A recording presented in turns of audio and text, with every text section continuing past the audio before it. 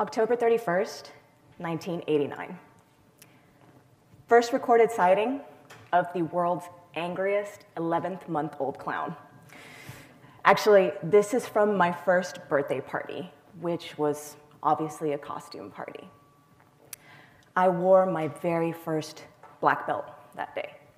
You see, my father, a young martial artist, had some insane sewing skills and a sense of humor.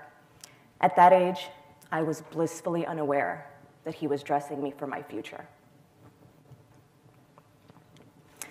My father opened a martial arts school in 1997. He started from scratch, designed his own curriculum, created his own artwork, everything. Naturally, I was one of his first students, along with my cousin and my brother. I wish I could tell you it was my idea to join, that I was top of the class, but I hated it. I wish I didn't have to go. But my dad, he's not the type of guy you say no to, so I stuck it out. Eventually, I fell in love with the art, the ideas of endurance, of determination, of discipline, and respect. I worked hard for 9 long years and earned my first black belt in 2008. For better or worse, I'm a lot like my dad. We're both loud, stubborn, and naturally creative. So when it came time for college, it's no surprise I found myself in one of the most competitive visual design programs in the state. Several sleepless nights and critiques later, I graduated with a bachelor's in communication design from the University of North Texas. Let's fast forward to today. I currently work for a top movie theater chain as creative lead, which means I get to work on stuff like this. Budgets can be tight. Timelines are short. Parameters are paramount. Messaging is key. So, I'm asked to develop dynamic and engaging work to be a pinnacle of creativity and innovation. With one hand tied behind my back. This diagram is a running joke in the design community. You can pick 2 of the categories, but not all 3. Talk about constraints. When I first interviewed with my boss, one of his very first questions was, how did you find yourself in a creative field when you come from a martial arts background that requires so much discipline and structure? To those who don't practice creativity on the daily, I can understand how these 2 concepts, creativity and structure, sound like polar opposites. Merriam-Webster defines creativity as the quality of being creative. Okay. Creative is defined as marked by the ability or power to create. We're getting closer, stay with me. Create. Create actually has a lot of definitions, but for our purpose, we'll use to produce through imaginative skill. Imaginative skill. Imagination, that's the creative part. But skill, that word implies that with practice, creativity can be learned. So, how does creativity work with structure? Again, it depends on your definition. Natural creativity is the type that has no limits. It doesn't consider long-term sustainability. It tends to answer the question, wouldn't it be great if? Natural creativity is the type that just manifests. It allows for the creative process. But at the end of the day, it doesn't have to do much else except be exciting. Structured creativity is creativity with a purpose. It's creativity with direction. It's looking at a project and knowing, I have these materials on hand. I need to convey a certain message through a specific medium. Knowing my parameters, what can I create? I thrive on this. It's a challenge. Most of all, structured creativity can be interacted with daily. it integrates with its environment. It becomes part of the real world. Creativity is like a muscle. It can grow and flex, but it must be trained. It seeks structure. Sorry. So, in order not to fall into the rut of routine, I had to get creative. Believe it or not, my rigid martial arts background taught me about creativity way before design school did. In martial arts, discipline and goal setting are intertwined. You take an abstract idea and set conditions. You make it concrete. I don't just want to break a board. I want to break a board with a jumping, spinning sidekick, blindfolded. Then the discipline comes in. I'm going to practice my technique every single day. And you go. You grind. You make a lot of bad attempts, and then some pretty good ones. Eventually, you keep going, and one day, you nail it. Design is the same way. Finding a solution, that's the goal. The discipline is in the work, in beating your brain against your skull, trying to come up with new concepts, turning things on their heads to see them in new angles. Not procrastinating. That's discipline.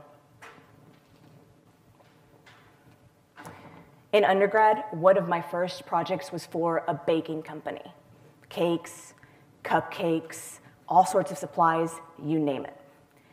Besides developing a massive sweet tooth, I had to come up with a concept to entice amateur bakers. I learned to pipe frosting, to bake just about everything. I watched a lot of Cake Boss. I was disciplined and determined, and eventually, I developed these. You know what else baking takes? Endurance. I once learned about endurance as a young girl in the boxing ring, learning to take a hit. Then I learned to roll with the punches, and then I learned to get a few hits in. But most importantly, I learned to keep coming back, to endure, to push through and become my best. Believe it or not, this was one of the most difficult lessons my design school friends had to learn. Endurance means handling criticism of your painstaking work, of having to kill your darlings and start from scratch, of having to see a project through when it's not your creative dream.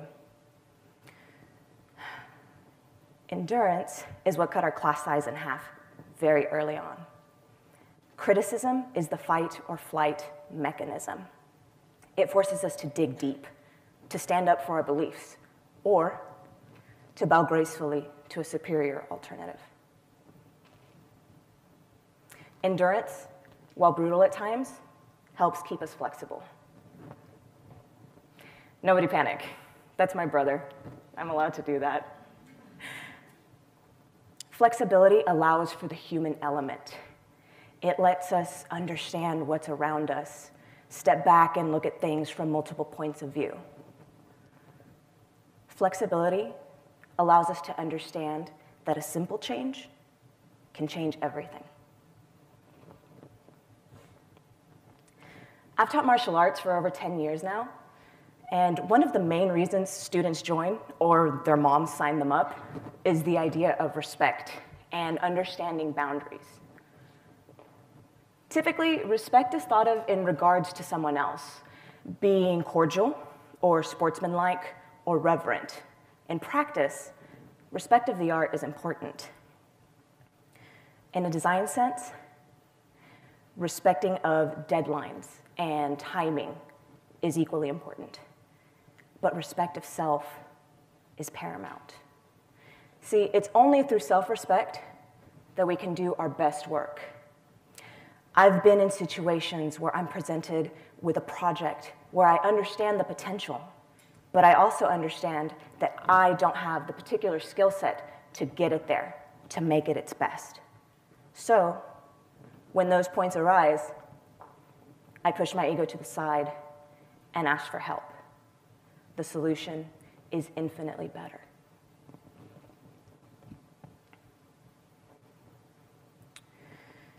Martial arts encourages kicking and punching, but worried mothers are willing to overlook the physical attributes in exchange for development of character and good moral values. Honesty, integrity, leadership, all important, all able to be taught, but some just come more naturally to us than others. Eventually, these natural tendencies become part of our personality. They're traits we're known for. Design is the same way, whether it's through a hairline stroke or a preferred color palette, choosing a bold typeface versus something quiet.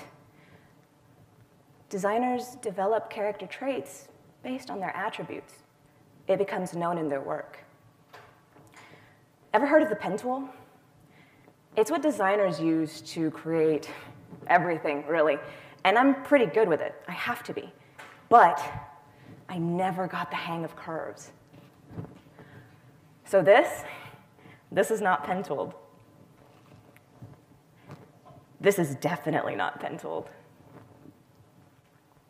These were sort of pen tooled, but mainly scanned in and created through analog process.